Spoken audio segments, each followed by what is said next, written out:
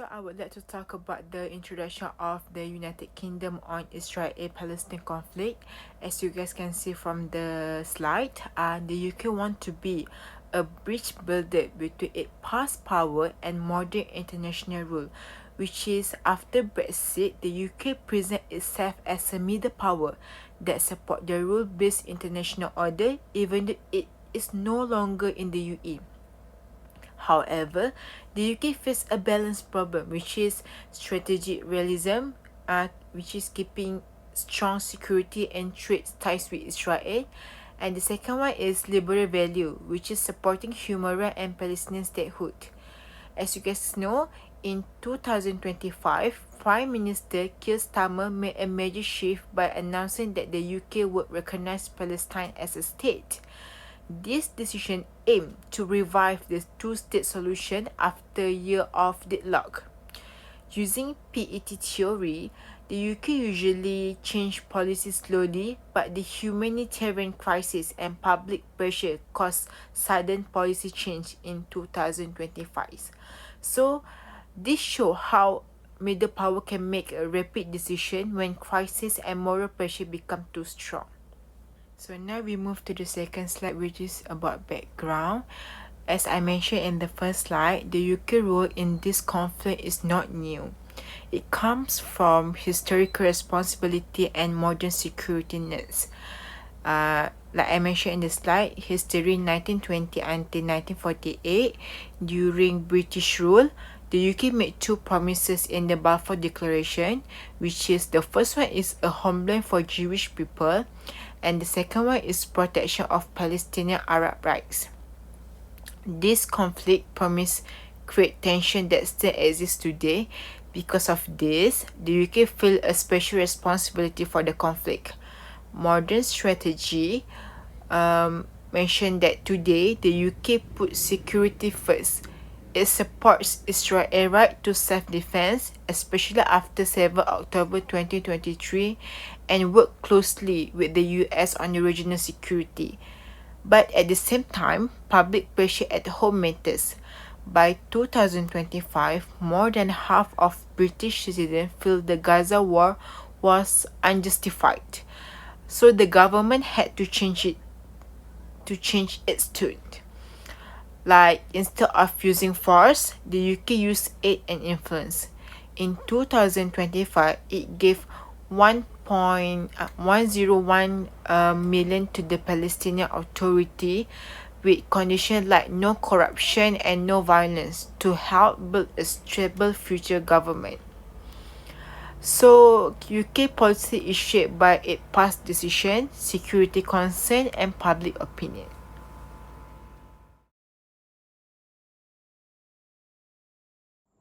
Now we'll be talking about the United Kingdom's national interest. The UK national interest in the Israel-Palestine conflict is deeply shaped by its historical, security, and legal considerations. Historically, the UK played a major role during the British Mandate in Palestine between 1920 and 1948. Decisions made during this period, particularly the Balfour Declaration, contributed to competing national claims that remain unresolved today. Although the UK no longer governs the territory, this historical legacy continues to create expectations for British responsibility and involvement in peace efforts. In addition, the UK's position as a permanent member of the United Nations Security Council gives it significant diplomatic influence. This role motivates the UK to actively participate in conflict management and resolution, especially through multilateral institutions such as the United Nations. From a security perspective, Prolonged instability in the Middle East poses a direct risk to British national interests. Continued violence in Israel and Palestine can encourage radicalization, terrorism, and regional spillover effects, which may extend beyond the Middle East. As a result, the UK prioritized de-escalation, ceasefires, and diplomatic engagement during periods of heightened conflict. The UK is also strongly committed to international law and the rules-based international system. British foreign policy consistently emphasizes respect for international humanitarian law and human rights. In this context, the UK has repeatedly stated that Israeli settlements in occupied Palestinian territories are illegal and undermine peace efforts. Finally, the UK has long supported a two-state solution as the only viable path to lasting peace. This commitment was reinforced by the UK's recognition of the State of Palestine in 2025, reflecting concern that the two-state solution is increasingly under threat. Overall, the UK seeks to balance its strategic interests with its normative role as a global actor committed to peace and stability. Now, I will talk about foreign policy instruments employed by the United Kingdom. The Israel-Palestine conflict is one of the most enduring conflicts in international politics, involving issues of territory, security, humanitarian protection, and international law. As a permanent member of the UN Security Council and a former mandatory power in Palestine, the UK continues to play an active role in responding to this conflict, mainly through diplomatic, economic, and military. First, diplomacy is the UK's main foreign policy instrument. This is evident through its active engagement in the UN Security Council. For example, in the speech "Civilians in Gaza Need Much More Aid," Ambassador Barbara Woodward highlighted the humanitarian crisis in Gaza by calling for increased aid and immediate ceasefire and cooperation with UN agencies such as the United Nations Relief and Works Agency for Palestine Refugees in the Near East. This demonstrates how the UK used diplomacy to shape international responses without using military force. The UK also consistently supports a two-state solution, believing that lasting peace requires an independent Palestinian state alongside Israel within internationally recognized borders. Second, the UK used economic instruments. It has imposed targeted sanctions such as asset freezes and travel bans on individuals linked to violence and illegal settlements. This aiming to pressure specific actors while minimizing harm to civilians. In addition, the UK has reviewed or suspended trade negotiations with Israel during periods of intensified conflict due to concerns over international humanitarian law. Third, the UK applies military-related instruments indirectly through arms export controls. Arms licenses are continuously reviewed, and around 30 out of 350 licenses were suspended for items that could be used in the Gaza conflict, while licenses for civilian purposes continue. In conclusion, the UK addresses the Israel-Palestine conflict through diplomacy, economy, and also indirect military controls, with diplomacy remaining the core of its foreign policy approach. Next, I will explain the United Kingdom's position on the Israel-Palestine conflict by using two key decision-making frameworks, which is the rational actor model and the bureaucratic domestic politics model. From the rational actor perspective, the United Kingdom is viewed as a unified decision maker that formulates foreign policy based on national interest, strategic calculation, and expected outcomes. In this context, the UK has consistently adopted a cautious and balanced approach towards the Israel-Palestine conflict. British policy seeks to maintain Israel as a stable and secure partner in the Middle East while also emphasizing the protection of Palestinian civilians and the importance of humanitarian access. This balance reflects the UK's effort to uphold international law and human rights without jeopardizing key strategic alliances, particularly with Israel and the United States. The UK's behaviour is multilateral institutions further supports this rational approach. Britain has generally supported United Nations resolution calling for ceasefire, humanitarian assistance, and the resumption of peace negotiation while avoiding measures that could limit its diplomatic flexibility or appear one-sided. By doing so, the UK aims to maximize its diplomatic influence while minimizing reputational and alliance-related costs. Central to this strategy is the UK's long-standing support for a negotiated two-state solution, which is viewed as the most sustainable path toward long-term. Recent developments between 2024 and 2025 suggest a recalibration of policy.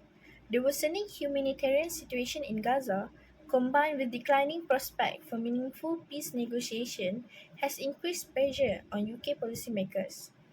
Statement by Prime Minister Keir Starmer indicating that the UK may consider recognizing a Palestinian state, particularly if military operations continue, signal a shift in policy tools rather than a complete reversal of policy objectives. From a rational actor standpoint, recognition is increasingly viewed as a diplomatic instrument to preserve the viability of a two-state solution.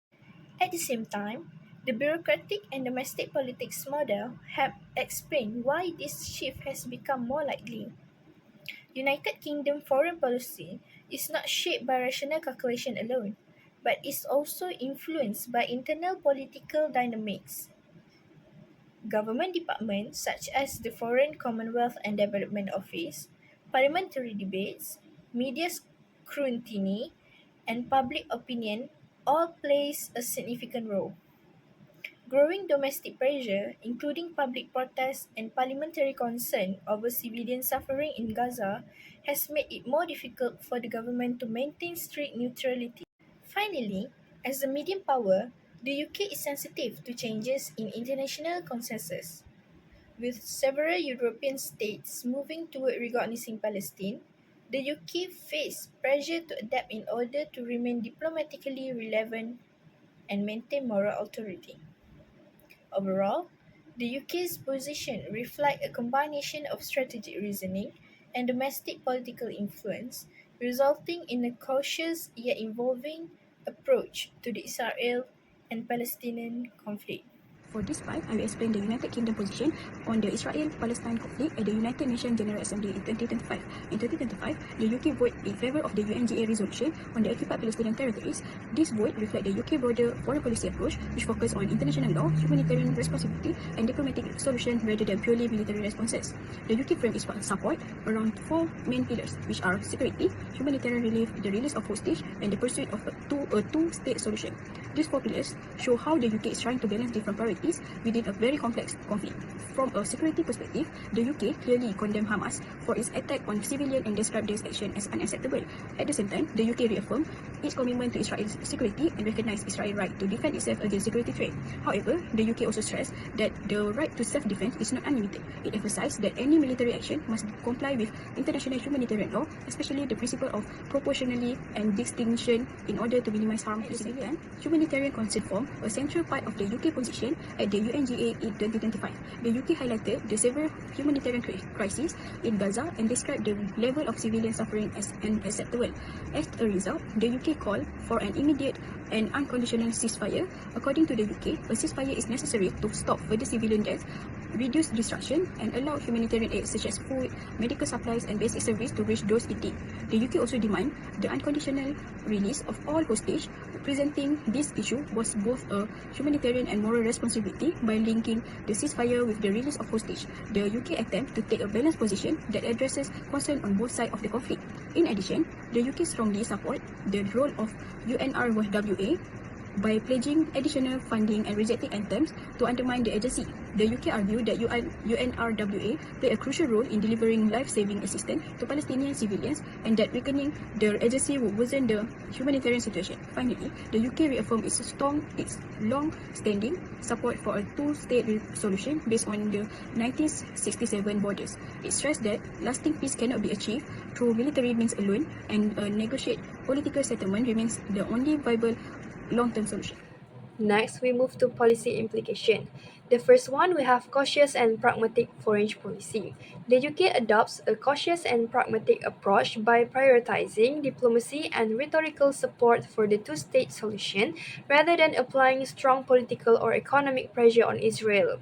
This limits the UK's ability to drive major breakthroughs in the peace process. For the second one, we have preference for multilateralism and political flexibility. The UK relies heavily on multilateral platforms such as United Nations. However, frequent abstentions in UNGA voting indicate a desire to maintain political flexibility rather than exercising strong normative leadership. And the third one, we have impact on international credibility. This cautious stance affects the UK's credibility among global South countries and the Muslim world, where its position is often seen as inconsistent with its state commitment to human rights and self-determination, despite helping to preserve strong ties with Western allies. And the last one, we have restraint mediator role. Overall, the UK continues to act as restraints third party, which is focusing on humanitarian assistance and diplomatic engagement while avoiding direct confrontation with the existing power structures in the conflict. To conclude this presentation, the United Kingdom position on the Israel-Palestine conflict is driven by its strategic national interest, its preference for diplomacy and multilateral engagement, and a rational decision-making process influenced by domestic and international constraints.